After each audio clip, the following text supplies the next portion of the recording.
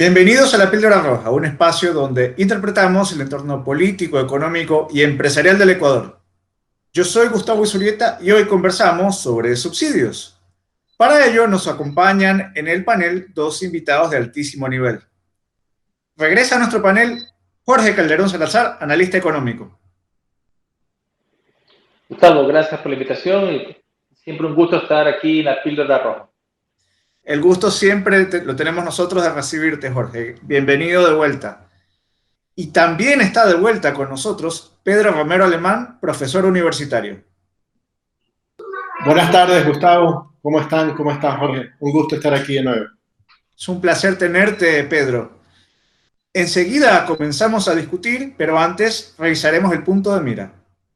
En tiempos de crisis, hasta los gobiernos de corte socialista se ven obligados a cortar gastos. En el caso ecuatoriano, los subsidios no solo han derivado en un aumento alarmante del gasto público, sino que incentivaron el consumo de combustibles cuando los precios internacionales nos hubieran inducido a hacer todo lo contrario. Hoy en La Píldora Roja nos preguntamos si los subsidios le confieren dignidad al ciudadano que recibe tal subsidio o si más bien se la restan al convertirlo en un dependiente del Estado. Bien, arrancamos con la primera pregunta. Los subsidios se han incrementado fundamentalmente durante las últimas 3 décadas con el supuesto fin de ayudar a los más pobres del país. Los gobiernos de turno los han considerado como una inversión social. Sin embargo, no siempre han cumplido su cometido y más bien los gobiernos de turno han transferido una cantidad importante de recursos públicos no solamente a grupos sociales vulnerables, sino también a grandes empresas.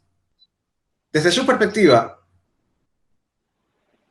¿qué incentivos han tenido varias generaciones de políticos ecuatorianos para mantener y fortalecer este sistema?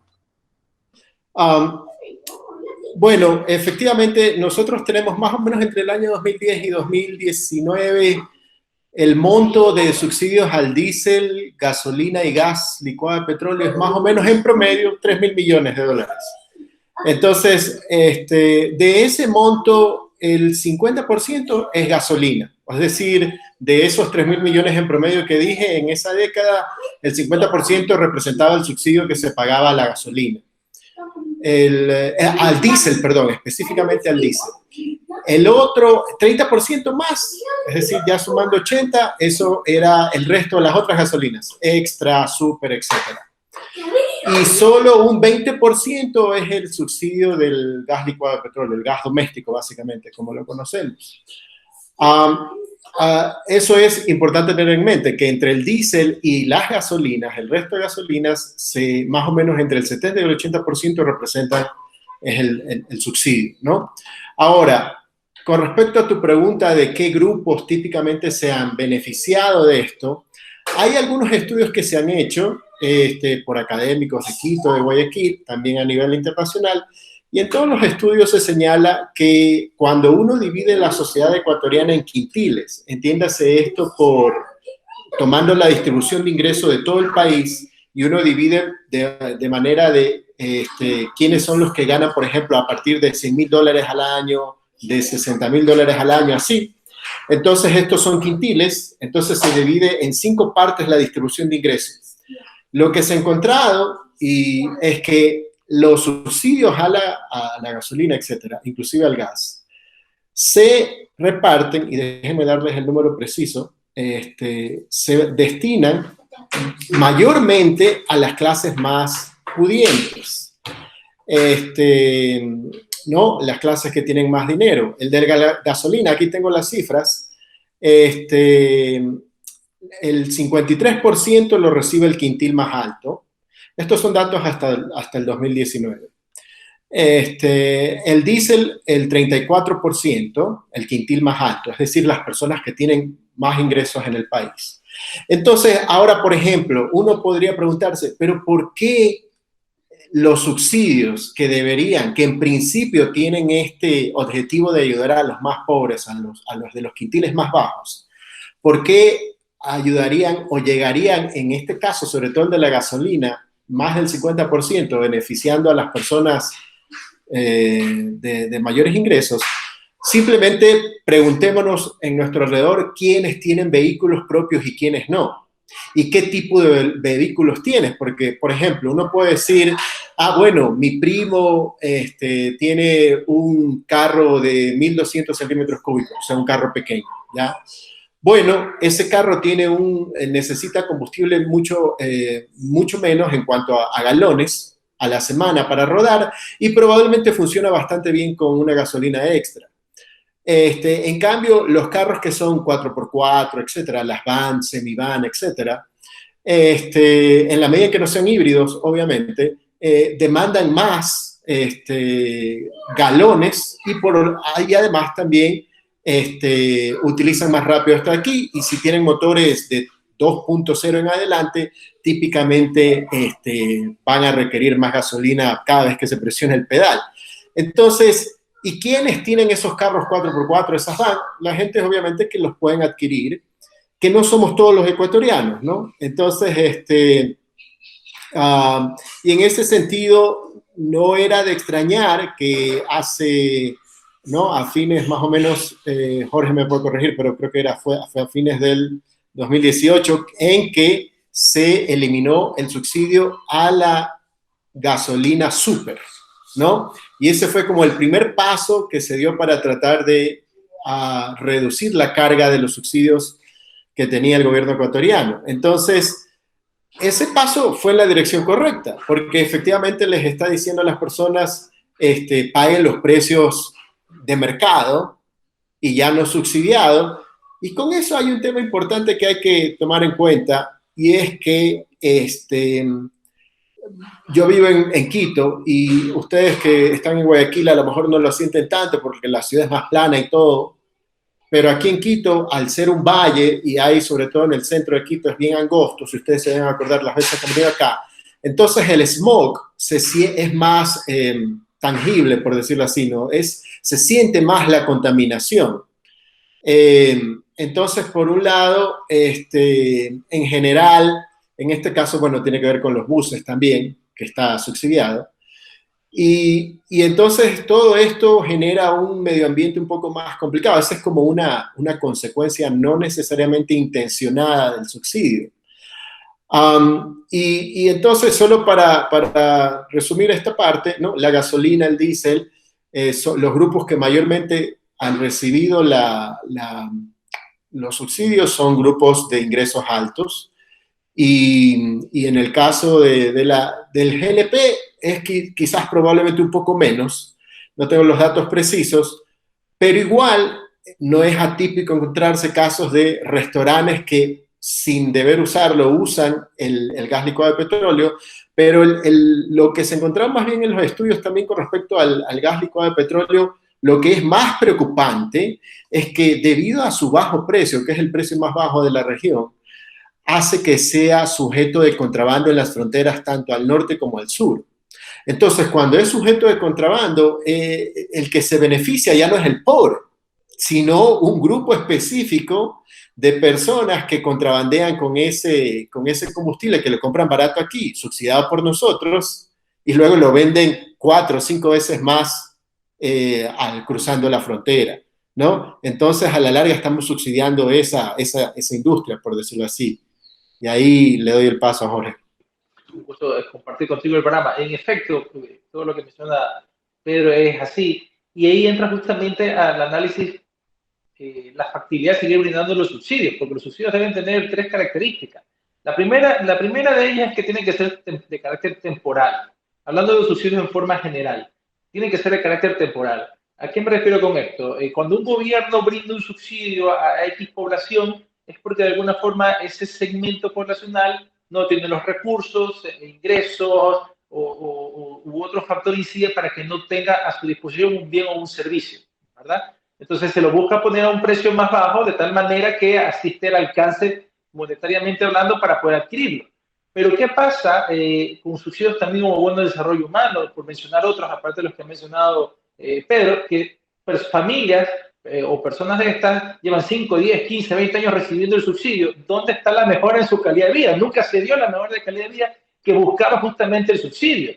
Entonces, ahí yo creo que ahí se levanta el estímulo para el político, que mencionaba Gustavo también en la pregunta, porque el político sí siente el estímulo de que ese subsidio siga dándose, porque al final del día se termina convirtiendo en una forma de seguir manteniendo los votos o el condicionamiento de la gente a que siga favoreciéndose por ese subsidio. Entonces, ahí ya hay un estímulo perverso, por así decirlo, de que te tengo pobre, te tengo con el subsidio y así yo garantizo también que tú votes por mí porque yo te estoy dando el subsidio o le voy a hacer que se abarque a más personas, tu familia, etcétera. Entonces, no se cumple la temporalidad que debería hacerse.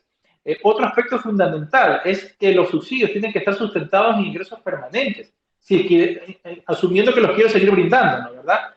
Porque ¿qué pasó en estos años con la economía ecuatoriana? Una economía ecuatoriana que vivió mucho humo, pensando que estábamos creciendo, pero lamentablemente el crecimiento era un crecimiento que no se sostenía en ingresos permanentes, era producto de los mismos commodities que seguimos exportando, entre otras cosas, que al momento que empieza la caída de los mismos, ya empieza a temblar la economía ecuatoriana, las finanzas del gobierno y muchos subsidios han tenido que retirarse, teniendo eso presente. Y tercero, es que los subsidios tienen que ser focalizados.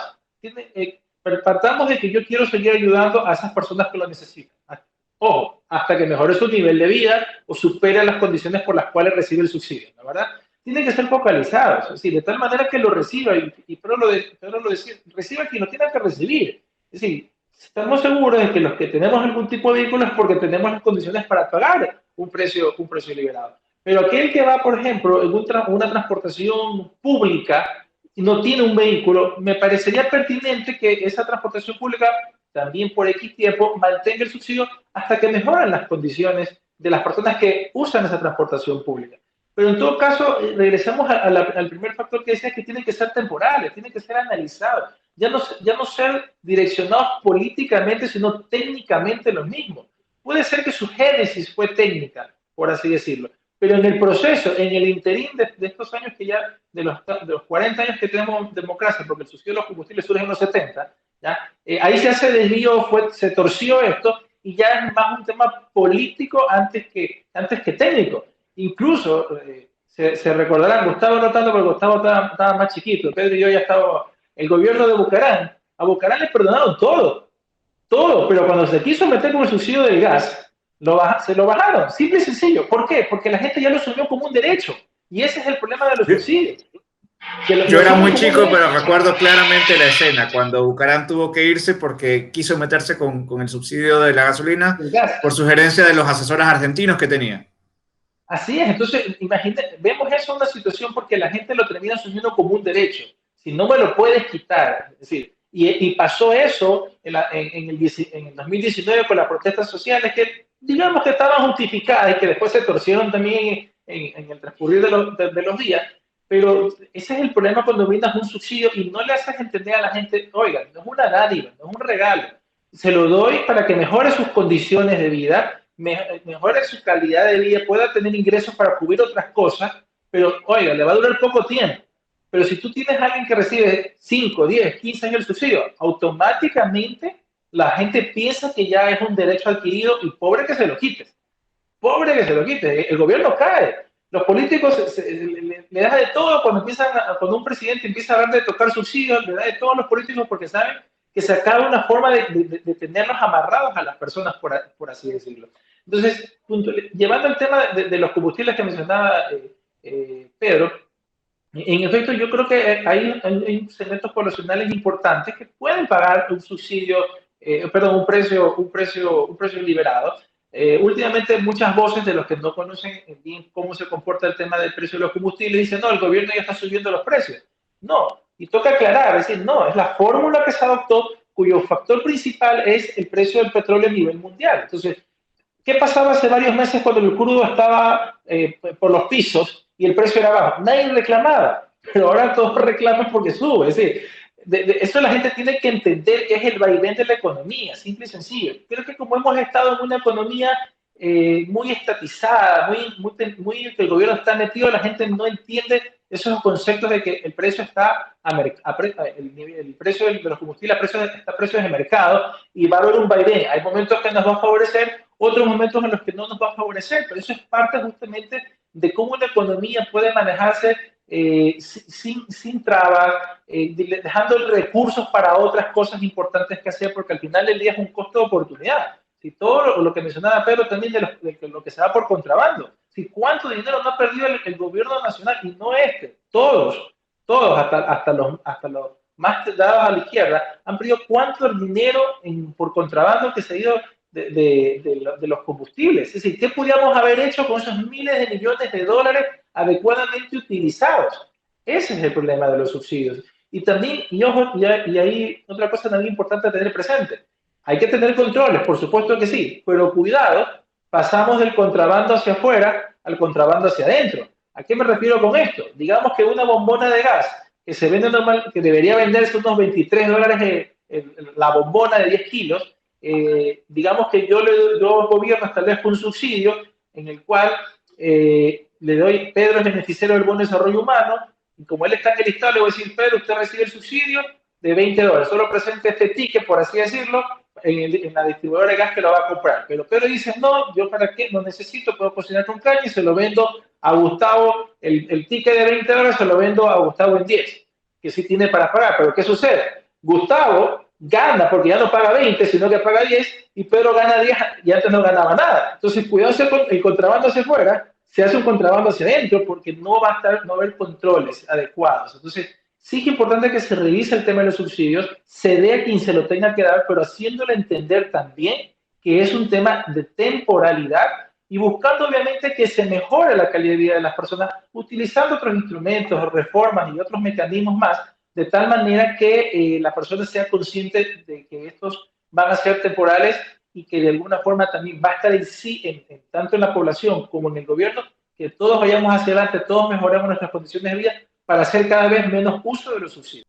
Sí, estoy de acuerdo con lo que dijo Jorge.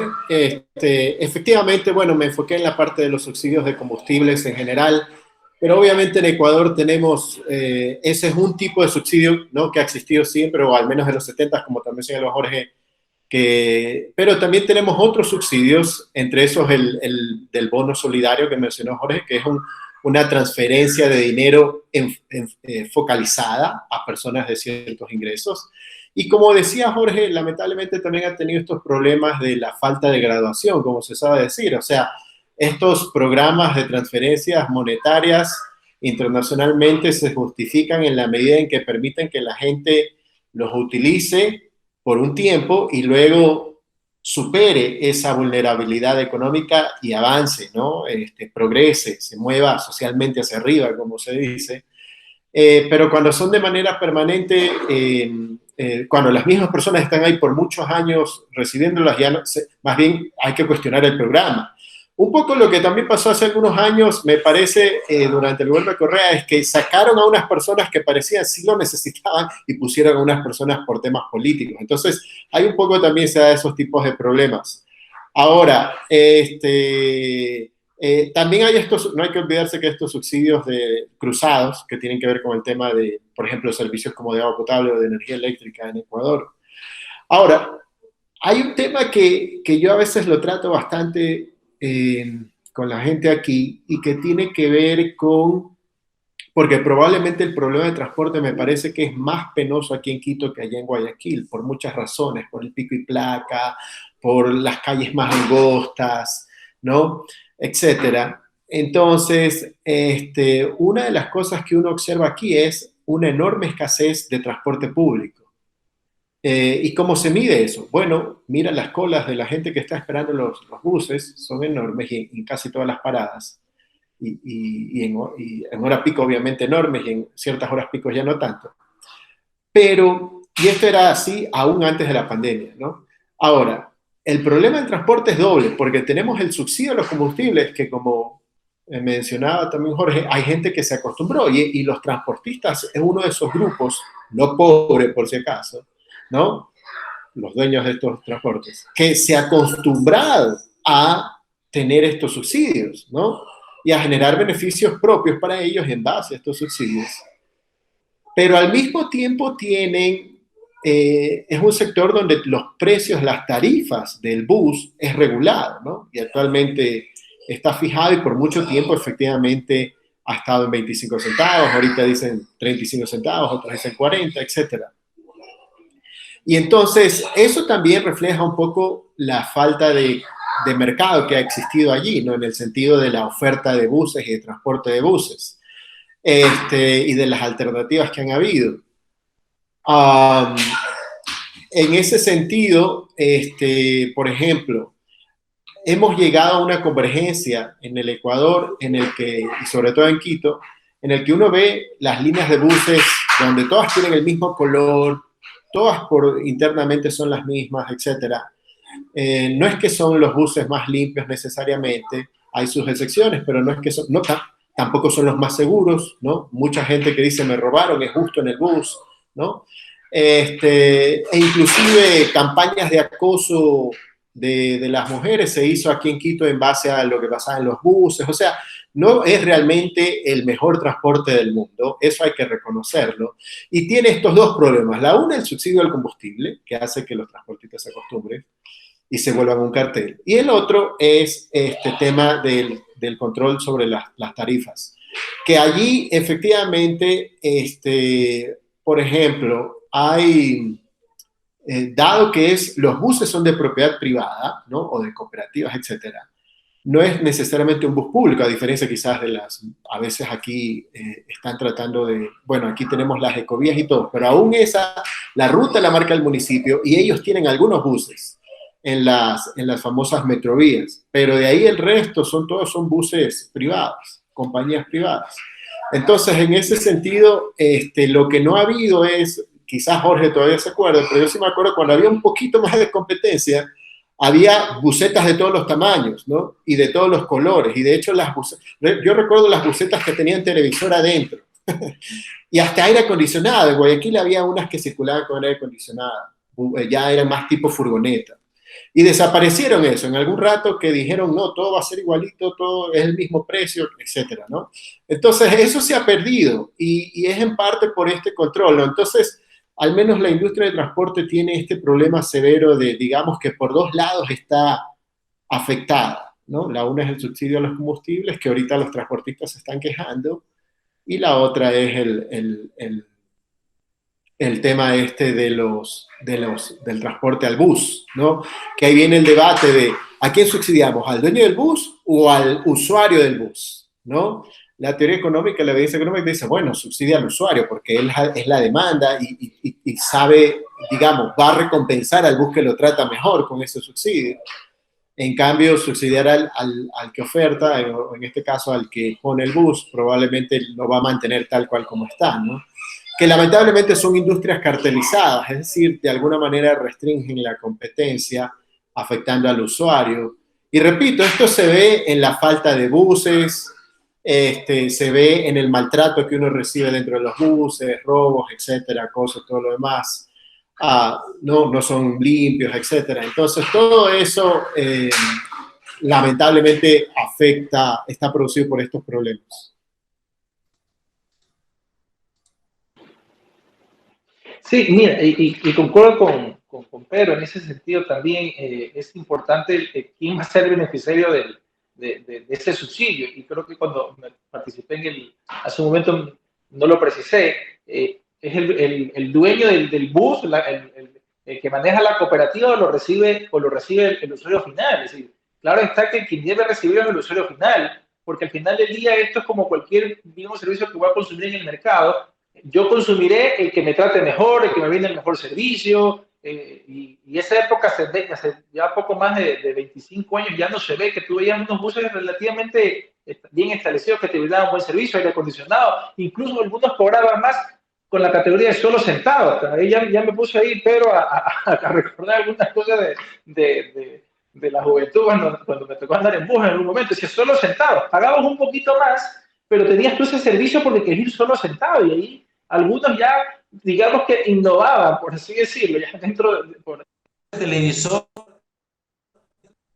acondicionado, un otro tipo de comodidad, por así decirlo, para que vayan bien, y tú te decidas por ellos antes que por otros, y esa es la sana competencia. Pero cuando ya se empieza a regular hasta lo mínimo, que solo puedes brindar estos servicios, que solo puedes cobrar esto, ya mucha gente o muchos propietarios pierden ese estímulo de mejorar su servicio y prefieren dejarlo como está porque, a ver, ¿para qué le voy a poner a poner aire acondicionado, televisor o cualquier cosa si al final voy a cobrar solo 25 centavos? Si al final tendré que cobrar el 50% al estudiante o a la persona de tercera edad. Tienen esos estímulos, dejemos que exista una sana competencia y que las personas decidan por lo que quieran decidir. Yo sé que de cierta forma hay una estrechez económica en la actualidad que gran parte de la población lo siente y que tal vez ahora se pueda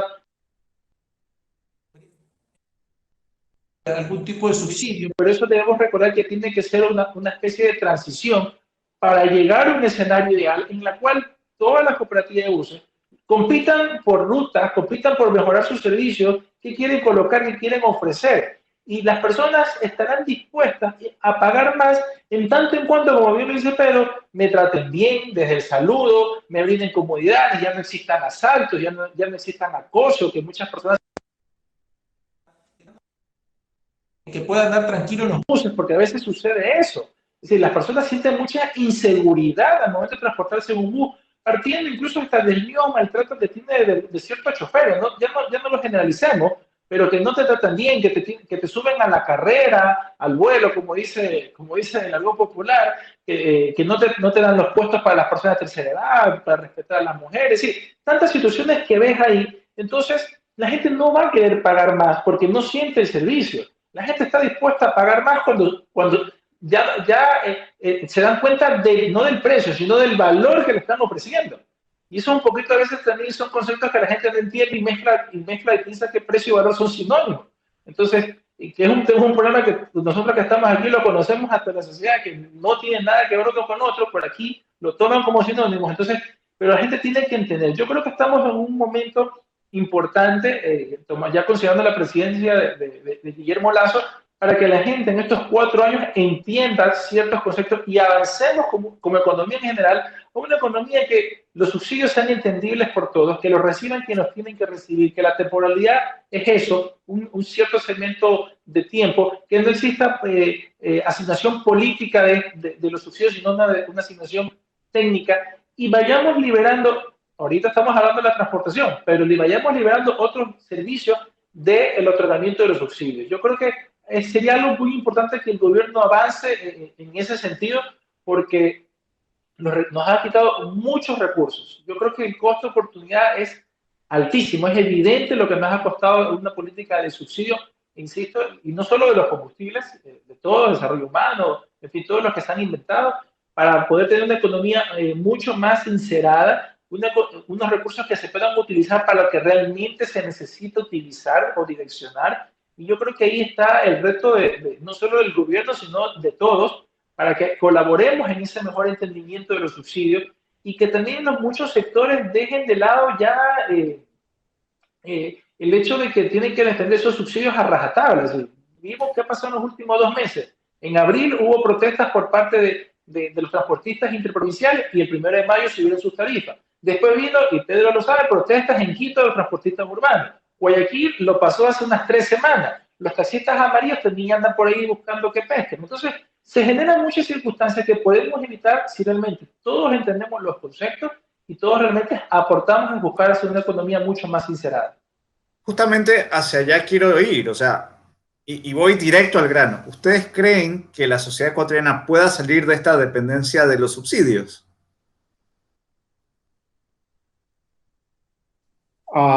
Esa es la pregunta más difícil. Bueno, ya vivimos un poco esa experiencia a fines del 2019, en octubre, ¿no? Cuando se eliminó de tajo los subsidios a la extra y al diésel, que técnicamente eran la medida correcta, son la medida correcta, ¿no? Y vimos el golpe social que significó la protesta y la pérdida que se hizo, digamos. Ahora, el gobierno de Moreno, el gobierno anterior, de todas maneras, luego de unos meses, aún en plena pandemia, aplicó como mecanismo de las bandas, ¿no? Que es un escenario de salida gradual del subsidio, ¿no? Y en la medida en que se lo mantenga, vamos a salir del subsidio gradualmente, al menos hasta cierto nivel, ¿no? Sobre todo en temas del extra y eso, Ecopaís. Y entonces, ahí quizás lo que yo creo que hace falta es un poco más de debate y organización a nivel de todos los actores sociales, ¿no? No solo la radio, no solo las universidades, etcétera. Pero hace falta más debate en cuanto a qué es lo que como sociedad los ecuatorianos creemos que debemos subsidiar. Debemos subsidiar ese transporte como está ahorita, así que nos maltratan, etcétera, etcétera, ¿no? O de repente no queremos subsidiar el transporte y decimos, quizás esos fondos se deben ir a subsidiar o a poner o a mejorar el servicio de salud, ¿no? Y queremos reducir eso, o la educación, etcétera, o la misma seguridad, no sé. Entonces, un poco el debate, un poco yo pienso que el debate debe partir por el hecho de que no hay un Estado rico. Lo que quiero decir es que en ninguna sociedad, excepto en las comunistas, digamos, pero en las sociedades democráticas, los estados siempre priorizan ciertos sectores, ¿no? Entonces, por ejemplo, en la mayoría de los países, partamos de esto, creo que no lo mencionamos, pero la mayoría de los países, ¿no? El 80, el 85% de los países no subsidian los combustibles. ¿Por qué? Porque la mayoría son lo que se llama importadores netos de petróleo, ¿no? Y solo, digamos, los países que son exportadores, y ni siquiera todos, tienden a dar subsidios a su población, por ejemplo, Venezuela, Ecuador, los países del Medio Oriente, etcétera.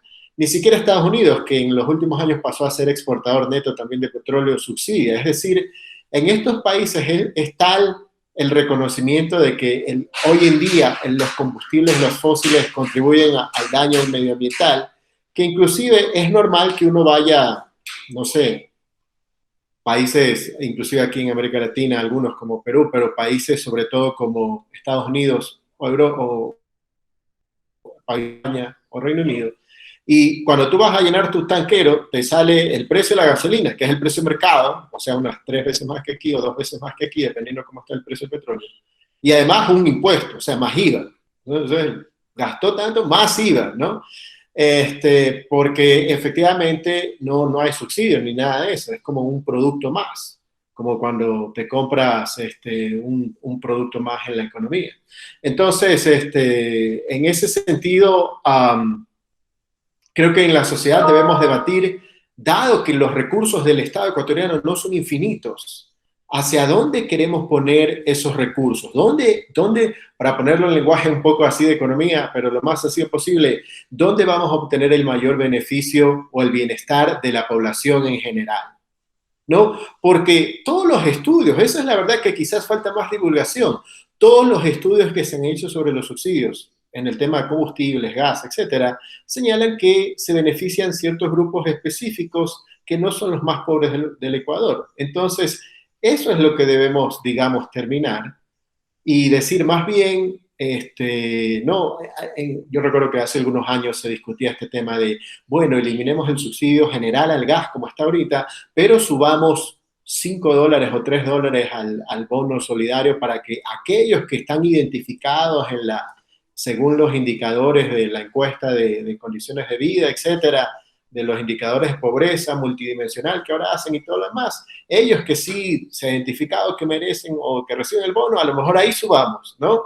Y va a ser menor el subsidio y más focalizado, etcétera. Entonces probablemente ese es un mecanismo y en ese sentido, o sea, ahorita lo que yo digo es que hace falta más discusión de estos temas, de que la gente ponga sobre el tapete, primero, de que no hay recursos ilimitados. O sea, los recursos no son ilimitados. No es que podemos subsidiar el transporte y que el transporte no salga gratis y que luego además la escuela no salga gratis y que ir al hospital no salga gratis y que ir a la universidad no salga gratis, y etcétera. O sea, somos un país emergente, ¿no? En vías de desarrollo. Tenemos que priorizar hacia dónde queremos que vayan los pocos recursos que tenemos. Sí, nuevamente, clarísimo lo que dice Pedro. Y y se empata con lo que mencioné hace un momento. Es decir, yo creo que el gobierno del presidente Lasso tiene que aprovecharse como un gobierno para discutir todos estos grandes temas que han estado represados, porque hay muchas cosas que hay que replantear en la economía ecuatoriana, no solo subsidios, temas de competitividad, temas de seguridad social, tributario, en fin. El programa nos queda corto con todo lo que todo lo que el país tiene que replantearse. Entonces, ¿qué mejor contribución de este gobierno que tiene toda esa predisposición para cambiar y enrutar el país por el sendero que se debe hacer, de tratar todos estos temas que han sido hasta tabú? Es decir, uy, qué miedo me da tratar el tema porque los transportistas me cierran las carreteras. Uy, qué miedo tratar este tema porque salen los grupos indígenas y me tiran y también cierran carreteras o atacan Quito. Es decir, se han convertido en un tabú porque ha habido grupos de poder tan importantes y no ni siquiera económicos, sociales, que buscan que se mantenga el status quo y no ver más allá de lo que necesita el país. Esto se trata de país, esto no se trata de que un grupo social sí, un grupo social no. Yo creo que todos construimos el Ecuador y lo hacemos desde sus bases o desde la esfera que nos toque aportar. Pues yo creo que ahí el presidente Lasso y su frente económico debería justamente trabajar en formar un gran acuerdo nacional tratando todos estos temas que están represados. Sí, y eso que solo estamos hablando de los económicos, hay temas sociales, violencia de género, en fin, un sinnúmero más de cosas, pero los temas económicos, ¿cómo se va a replantear el subsidio? Lo que dice Pedro es adecuado.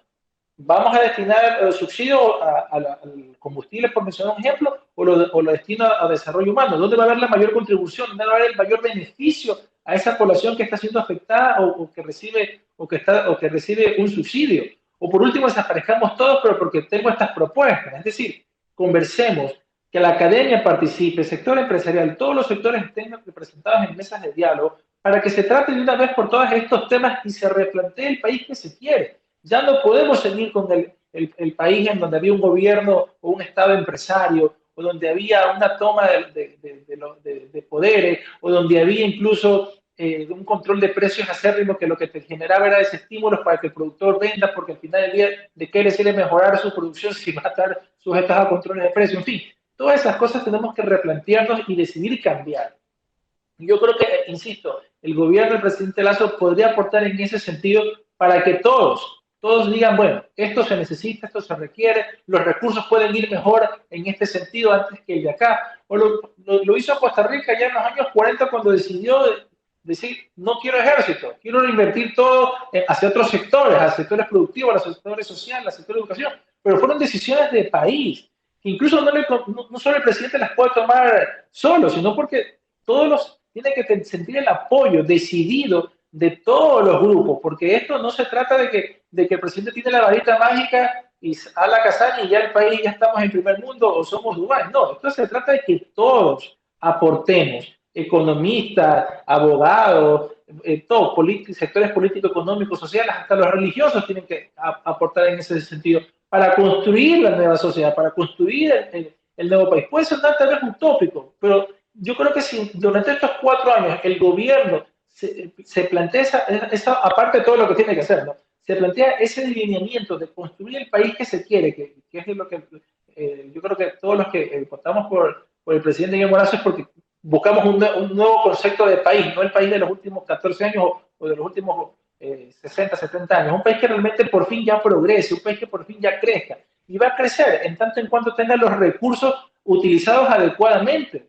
Tiene que optimizar su gasto, tiene que ver otras formas de obtener ingresos. Si el camino son los acuerdos comerciales, ese es el camino de los acuerdos comerciales, pero que todos los sectores entiendan que van a ser acuerdos negociados, que van a ser acuerdos en los cuales voy a buscar ofrecer más, diversificar el mercado, por mencionar unos cuantos temas. En todo caso, yo creo que sí es importante que nos sentemos todos y este gobierno en los próximos 4 años yo creo que va a ser uno de los ejes importantes si lo lleva a cabo, como estoy seguro lo podrá hacer el presidente Lasso, pero al final construir el nuevo país no depende solo del presidente, depende realmente de todos los actores que construyen a este país. Desde luego que no, desde luego que no. Es un compromiso de todos los ciudadanos cambiar este país. Pedro. Sí. Pedro, ¿tienes alguna observación o podemos pasar a la siguiente pregunta? Creo que podemos pasar a la siguiente pregunta. Perfecto. Técnicamente, los subsidios deberían ser una herramienta temporal. Sin embargo, esta situación no se ha dado en el Ecuador. Como ya hemos comentado, los diversos escenarios sociales y políticos por los que ha atravesado el país han influido en que no solo se mantengan, sino que se incrementen en el tiempo. Ante este contexto, ¿ha llegado el momento de avanzar en la eliminación de diversos subsidios o más bien debería optarse por un camino de focalización? Este, Efectivamente, lo que en economía se ha estudiado ampliamente y con experiencia de países tanto desarrollados como en vías de desarrollo es que si se va a dar un subsidio, preferiblemente que sea focalizado. Los subsidios deberían tener este carácter de ser temporales. Eh, y entonces esos son dos principios que se buscan dentro de la parte de los subsidios. Pero empecemos por qué se buscan esos principios. Primero, la parte de la temporalidad está atada un poco a lo que comentábamos hace un rato, por ejemplo, los subsidios que son tipo transferencias directas de dinero. Es precisamente porque tú no quieres que la gente se acostumbre a vivir de la beneficencia del Estado. Porque no necesariamente eso va a hacer que la productividad del país aumente, ¿no? Entonces, tú dices, bueno, de repente una familia, su papá le pasó algo, ya no puede trabajar, su mamá, etcétera, ¿no? O tuvieron muchos hijos, lo que sea, por una enfermedad, no pueden proveer a su familia. Entonces vamos a subsidiar a estas familias de escasos recursos, ¿ok?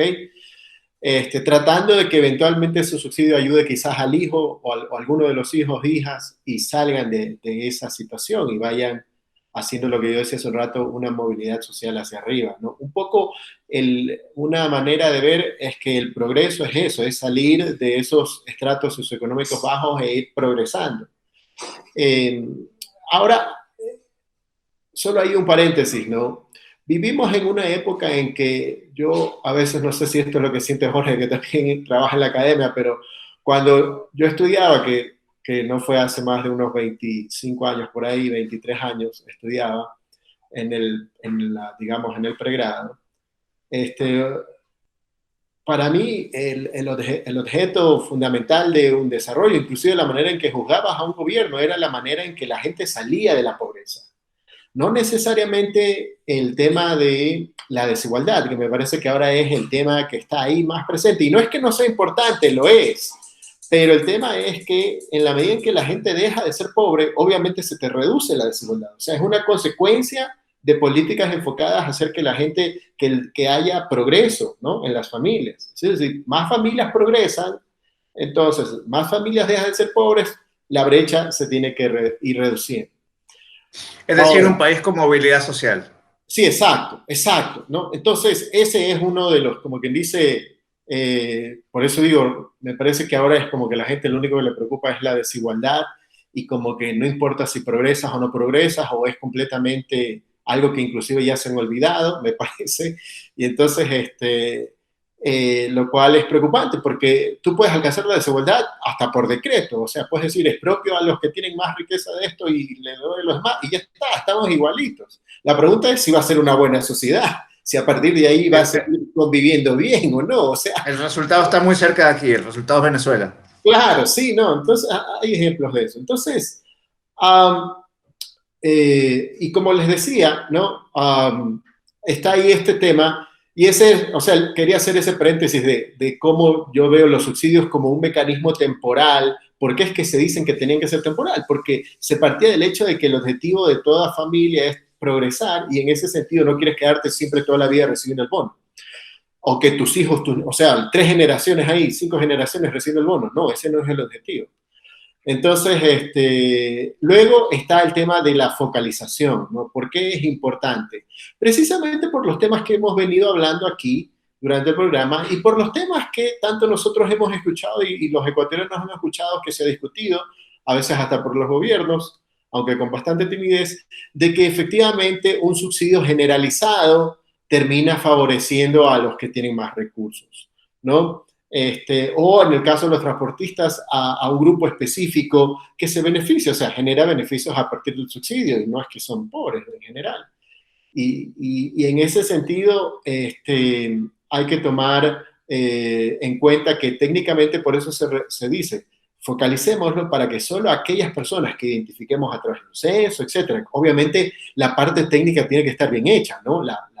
El instrumento que se utiliza para identificar a estas personas tiene que estar bien hecho. O sea, partimos de ese escenario y que no hay una politización ni un manipuleo ahí raro, corrupto, ni nada de eso. O sea, obviamente eso no debe ocurrir, sino que se tiene que recibir las personas que lo deben recibir. ¿Y por qué sería mejor eso? Para evitar todos estos escenarios de corrupción y para nuevamente facilitar de que sea temporal. Tengo identificadas a esas personas, ¿no? Como diría un estadístico, hago un panel de las familias que reciban esto y los voy monitoreando en cada cierto periodo de tiempo hasta que ver si salen o no de ese proceso. Y es hasta una manera de evaluar el programa, o sea, de esa manera tú evalúas el programa, si está funcionando o no. De lo contrario, se ha vuelto una renta política, que es como lo que uno, por ejemplo, el subsidio de los combustibles al gas, es claramente una renta política. O sea, hay grupos que lucran de ello. Entonces, en ese sentido, sería un gran paso la focalización de todos los subsidios, ¿no? En la medida en que los vayan a mantener, ¿no?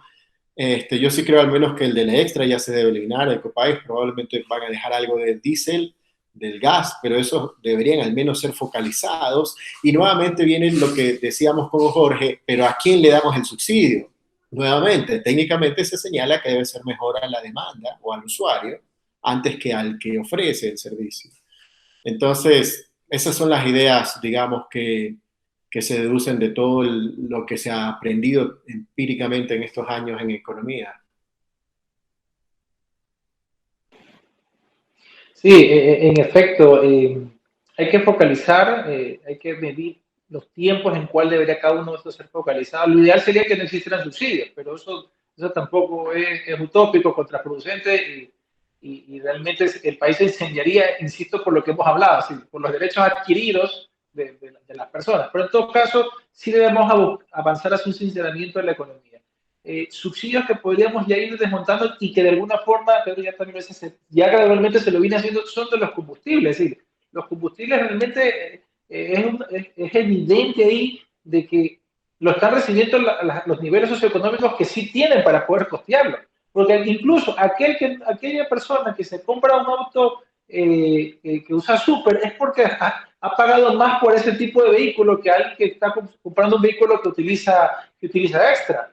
Entonces, ahí podemos darnos cuenta a priori de la situación que estamos conversando. El diésel, ¿quiénes lo utilizan? Transportación de carga, transportación urbana. Obviamente, algunos carros también de autos de altísima gama, vehículos 4x4, etcétera. Pero es cuestión de saber identificar quiénes lo van a hacer. Y también, reitero lo que mencionó Pedro, el monitoreo. Es decir, ok, vamos a ver estos subsidios. Desde ahorita es el tiempo cero, veamos en el tiempo cómo van a ir evolucionando estas personas que reciben el subsidio. ¿Se está logrando el cometido del programa, del subsidio que se brinda? Eso va a ser fundamental. Esto no se trata de quitarle algo a la gente, que las personas que escuchan el programa lo entiendan. Esto se trata de optimizar recursos para toda la población. El segmento que recibe subsidios no es toda la población necesariamente, y tenemos que pensar en función de país. Pero insisto, si ese segmento de la población que lo recibe lo asume como un derecho adquirido, lo va a defender como uñas y dientes, lo va a defender en las calles, lo va a defender en una protesta social y bajo los argumentos que quieran. Miren lo que pasó en Colombia, cómo se les incendió el país en cuestión de un mes, cómo se nos incendió a nosotros el país en octubre de 2019, por algo que tenía que hacerse, y no porque venga, y también eso es otro asunto, y es la forma comunicacional que se manejan las cosas. No es porque es una imposición del Fondo Monetario, ni porque el gobierno de turno se le ocurrió hacerlo. No, es porque era una decisión técnica.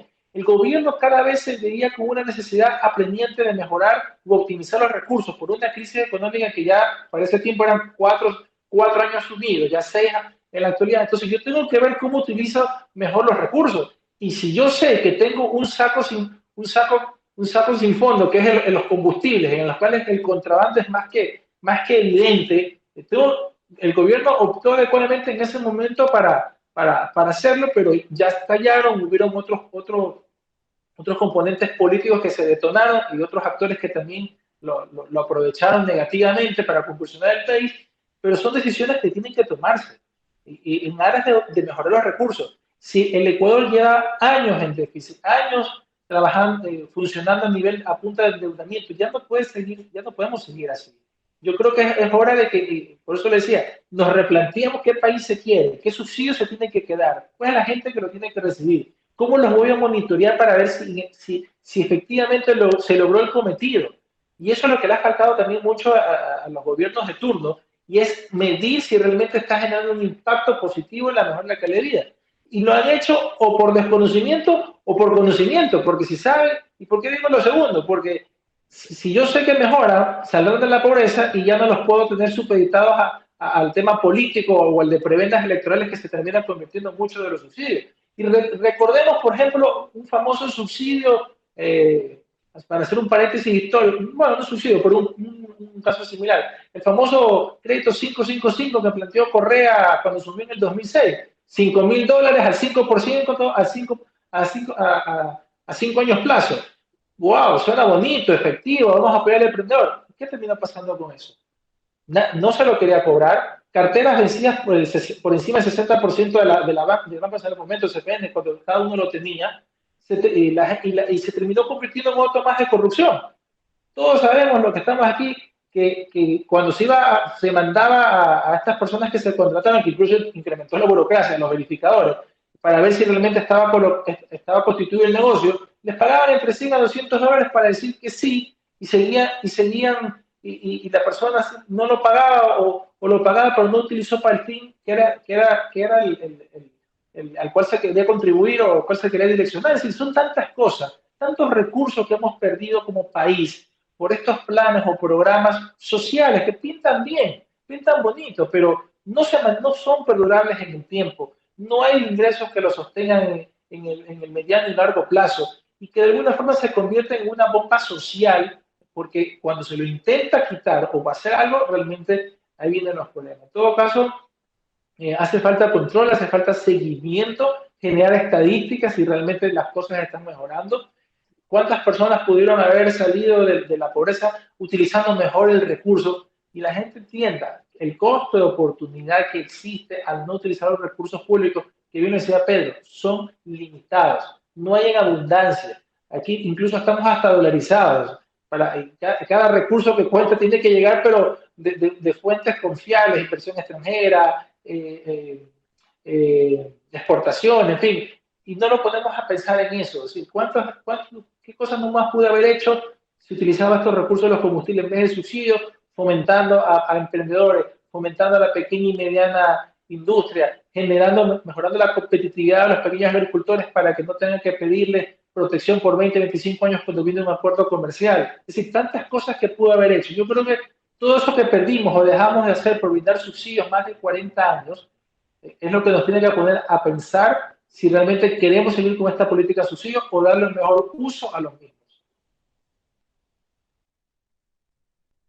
Sí, hay dos temas que creo que hace falta hacer énfasis también. El uno es, hace unas cuantas semanas me parece que el presidente Lasso mencionó que el déficit estructural del Ecuador es más o menos 4.000 millones, Jorge, ¿te acuerdas? Algo así. Bueno, para entender esa frase, déficit estructural, eso quiere decir que independientemente de los niveles del stock de deuda del Ecuador, tanto interna como externa, tenemos un desfase o un desbalance más bien entre ingresos y gastos de manera permanente. Es decir, los ingresos son en 4.000 millones menores a los gastos, ¿no? Proyectados en base a valores de largo plazo. Entonces, básicamente es como que una empresa que hace un estudio y dice, bueno, vamos a proyectar nuestros ingresos y nuestros gastos. Y luego dicen, en valor presente, ¿cuánto es eso? Y te dicen, bueno, ¿sabes qué? Tus ingresos no te alcanzan, te faltan 4.000 millones para cubrir tus gastos. Entonces, es básicamente lo que nos está diciendo es, no tenemos los recursos para sostener el tamaño del Estado actual como está, ¿no? Entonces, por eso creo que yo también es difícil. Acordémonos que el año pasado, debido a la pandemia, surgió, digamos, el mismo gobierno anterior propuso, dijo, vamos a tratar de generar un fondo para ayudar a las empresas que están siendo afectadas por la pandemia, etcétera. O subsidios a personas también, etcétera. Sonaba bien, pero uno veía los números de las cifras de Ecuador y decía, ¿pero de dónde? O sea, no hay, no hay. O sea, lamentablemente no hay. Ahora, el gobierno quería poner impuestos, no pudo, esos impuestos como de una sola vez, como decías en el tema del terremoto del 2016, no lo hicieron porque la gente empezó como a protestar, ¿no? Y finalmente financió parte de ese proyecto, lo financiaron con crédito, ¿no? Entonces, pero probablemente, acordémonos que, ¿por qué no llegamos a tener dinero en el 2020 desde el fisco? Porque durante el correato se eliminaron todos los fondos de estabilización petrolera, fondos de ahorro, inclusive se expropiaron los fondos de maestros y además se desfalcaron algunos temas relacionados a fondos de pensiones particulares como el de los policías militares hasta el del IES. Entonces, hay que tomar en cuenta que, por ejemplo, Jorge se va a acordar muy bien, hace unos 10, 15 años se le decía a Correa, no hay que ahorrar, porque eso puede servir en un rato. ¿Y qué se nos decía? Se nos decía, no, es que mejor es que ese dinero esté invertido en el Aromo, en el Coca-Cola Sinclair, en la refinería de Esmeraldas, y ya vemos cómo están esas obras, en las escuelas del milenio, y no. Entonces ya todo lo que en Yachay, y miren todo ese derroche de plata que ha significado Yachay, ¿no? Entonces se nos decía y se engañó a la gente, y mucha gente se convenció, en el que sí, es mejor que esa plata esté invertida, no hay que ahorrar. Y en el 2016 nos faltó plata, en el 2020 nos faltó aún más, ¿no? Entonces, por eso a veces se piensa que es un tema ideológico, pero lamentablemente, cuando uno revisa, en mi caso, que puedo hacer eso o debo hacer eso como profesor, revisar libros, ¿no? Digamos, desde la izquierda a la derecha para ver qué es lo que se está enseñando en economía. Y efectivamente hay ciertos principios, y uno de esos es que el dinero siempre es escaso, o que los recursos son escasos y que hay que priorizar, porque la gente, un grupo te va a decir, quiero que, el otro día veía que me parece que hay una propuesta de personas que quieren que el gobierno cubra los gastos para las necesidades sanitarias de las mujeres, ¿no? Entonces, uno dice, bueno, ok, pero hay un montón más. Entonces, si todos nosotros nos vamos a reunir y decimos, mire, yo soy profesor, yo quiero que el gobierno ponga un fondo para que subsidie la compra de libros. O sea, suena bien, pero el punto es, a nivel colectivo, ¿qué nos hace mejor sociedad?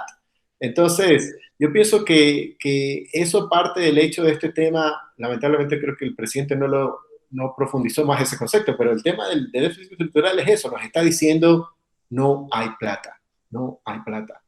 Entonces,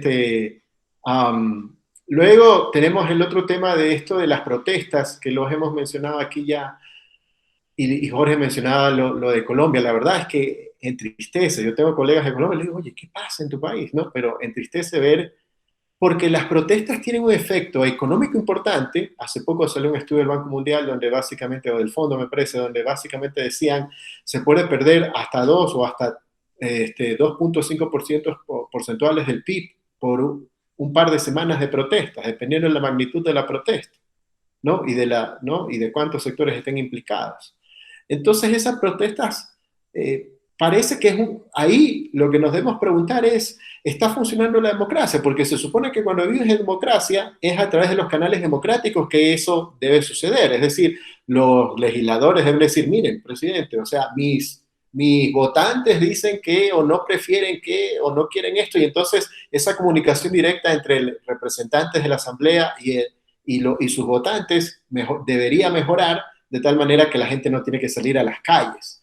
Pero si la gente siente que tiene que salir a las calles porque dicen, yo quiero que me den este subsidio, o quiero que eliminen este impuesto, o que pongan este impuesto, eso quiere decir que la democracia no está funcionando bien tampoco en nuestros países, ¿no? Y eso también deberíamos preguntarnos, o sea, ¿cómo tenemos que mejorar ese diálogo entre ciudadanos, legisladores y el mismo gobierno? Entonces yo creo que, ¿por qué? ¿Y por qué es necesario mejorar ese diálogo? Para encontrar un consenso. ¿Y por qué eso es importante? Porque en cambio si nos dedicamos a protestar, perdemos todo. Ese es el punto también. Si todos nos dedicamos a protestar y paramos la ciudad, ¿no? Perdemos todos. El costo de oportunidad es importante. Va en detrimento de nosotros mismos a la larga. Y en ese sentido, creo que es importante ver que para eliminar este tema de la protesta, por eso es importante, decíamos al inicio, ¿no? Que probablemente se discutan más estos temas, ¿no? Y que se digan efectivamente, ok, ¿qué vamos, si vamos a subsidiar o a financiar ciertos roles del Estado? ¿Cuáles son? ¿Cuáles son los más importantes? ¿Dónde probablemente tenemos que aumentar? Personalmente creo que en temas de seguridad hay que aumentar el gasto o mejorarlo en términos de cómo gastar. Y en ese sentido, eso nos va a llevar a aprender a vivir mejor en democracia, ¿no?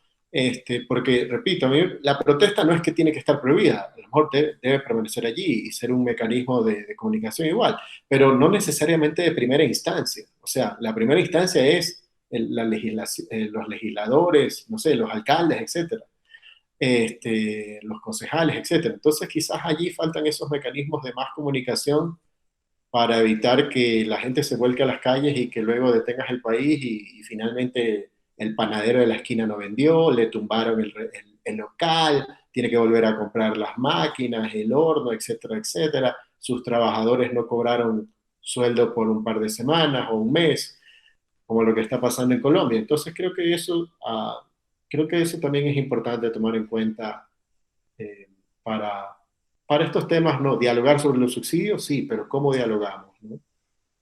Amigos, estamos llegando a la parte final de nuestro programa. Quisiera que por favor cada uno de ustedes nos deje una conclusión sobre esta sesión que hemos tenido. Mira, interesante programa y gracias nuevamente, Gustavo, por la invitación y Pedro por también aquí conversar. Y saco la conclusión a partir de lo último que mencionó Pedro, cómo dialogamos. Y yo creo que el diálogo va a ser en función de argumentos. Los argumentos los hemos versado aquí. El Estado tiene suficientes argumentos para replantear los subsidios. El tema del déficit es clarísimo. ¿Sí? Ya no podemos seguir viviendo con déficit.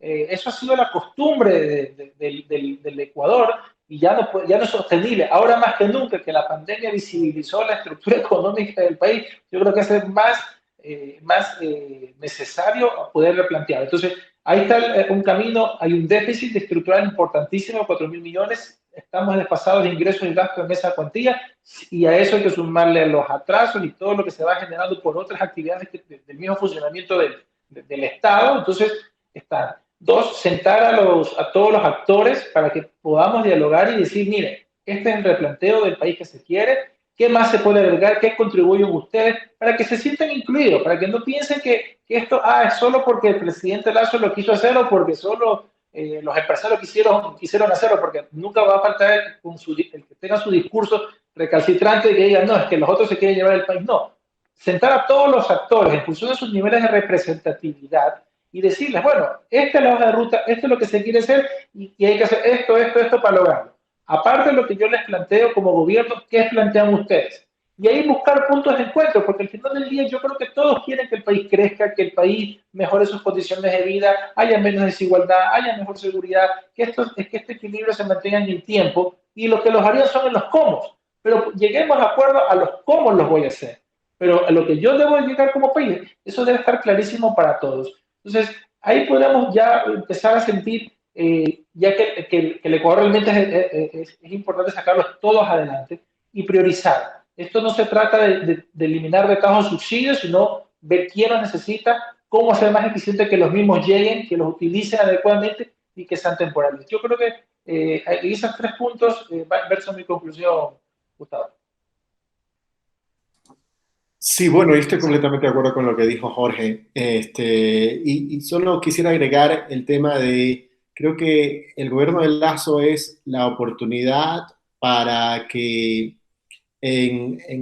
como él dice, ¿no? En este encuentro de diálogo, nos sentemos y conversemos como sociedad, los distintos actores, Y probablemente el rol del gobierno, de este gobierno en ese sentido, va a ser crear los espacios, crear las oportunidades de diálogo de todos los distintos actores, de las distintas ideologías, campos, etcétera, profesiones y todo lo demás, para que se conteste un poco lo que decía Jorge, ¿no? De todos queremos progreso, ¿no? Y hacia dónde queremos que vaya ese progreso. ¿Qué es lo que tenemos que priorizar si es que decidimos que hay ciertas cosas que se van a subsidiar, ¿no? Y tomando en cuenta ese principio que yo mencioné al inicio de que no hay recursos infinitos. O sea, no hay recursos infinitos. En algún lado hay que decir, por aquí sí, por acá no, porque no hay recursos infinitos.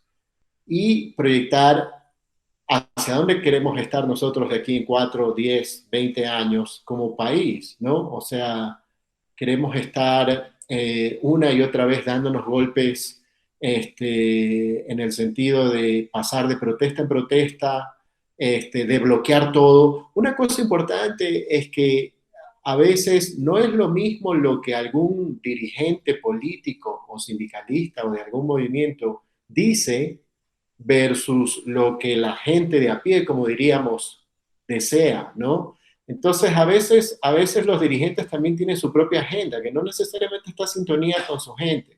Entonces, ahí creo que falta también entender un poco cómo funcionan todos estos movimientos sociales.